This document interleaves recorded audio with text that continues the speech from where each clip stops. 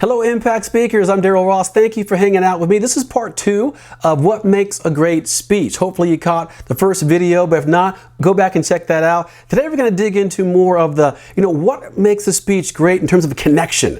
How are you connecting, engaging with the audience? And I got to tell you, there are a couple of steps here that are really pretty simple, but often overlooked. So, number 1, have the mindset of what problem am I solving? See, every organization has some inherent challenges, problems, concerns, and you as a speaker can address those problems. What makes the speech great is, yes, you were fun, enthusiastic, had great energy, but you solved a problem that they're having. I meet so many speakers who tell me they want to be a motivational speaker, and I kind of laugh because that's what I used to say. 15 plus years ago, that's all I would say. And it was more generic motivation. But what I want you to do is focus your motivation on a specific area of their need. Maybe they need their sales team to be motivated to push through barriers, or they need more customer service or navigating change, whatever it is. I'm not saying don't be motivational. What I'm saying is kind of harness your energy and your content around their problem. Number 2, use personal stories. Can't tell you how big this is, that we actually learn emotionally and it connects to us mentally. So stories have a huge impact in your presentation. I gave a keynote to a healthcare conference recently, and the funny thing is, in the room were doctors, nurses, medical assistants, administration. It was all about improving the patient experience. So look, there are 2 ways I could talk about this. I could just say verbally that we need to treat patients better, communicate, have kindness, and really empathy for what they're going through, and all of that is true. Without a doubt, I won't get booed out of the room for saying that. Or I could share my story. And this is my story. I'll share it with you right now. My wife and I are blessed to have 2 children, but prior, we struggled. We had 3 miscarriages. I say we, my wife. I was there holding, praying, crying, but it's a big challenge.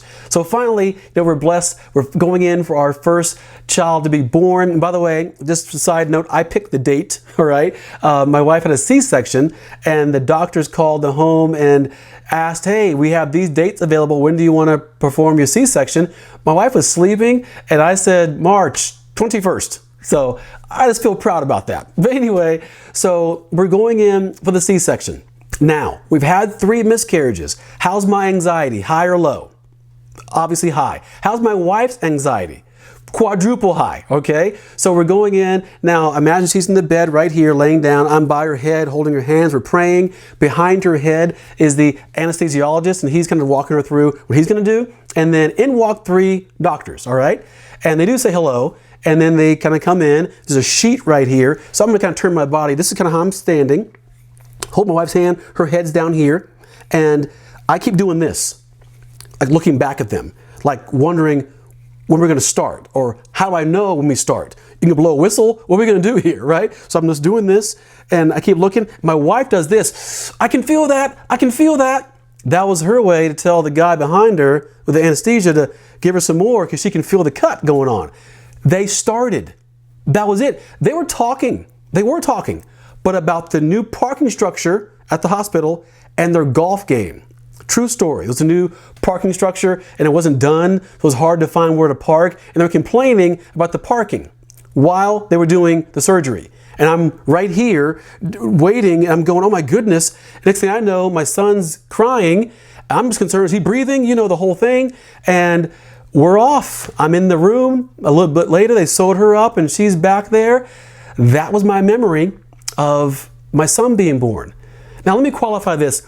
I'm not saying those doctors are bad people. No, they took care of us. They were professional. They were safe. My son's fine. He's 14 now. He's a bull, right? But I didn't get much care. We didn't get much kindness or compassion. And I realized what it is. They do it every day. That's just part of their day. It's not that they were purposefully being, hateful or disregarding of us. They just didn't realize that it was our first time. See, even though they do this 100 times a month, it was our first time. So is that the impression we'll leave on our patients? So time out. Now I'm done. What do you think? Which story resonates better? The first one isn't a story. I'm more just sharing, hey, we should treat patients better and be more kind and compassionate. Or I tell the story of when my wife had her C-section. I can tell you that after this keynote, the CMO came up, that's the Chief Medical Officer, and he thanked me for being here, great speech, and he goes, you know what, Daryl, I'm a little concerned. And I said, why, sir, what's going on? He goes, that story you told, I wonder if we're doing that.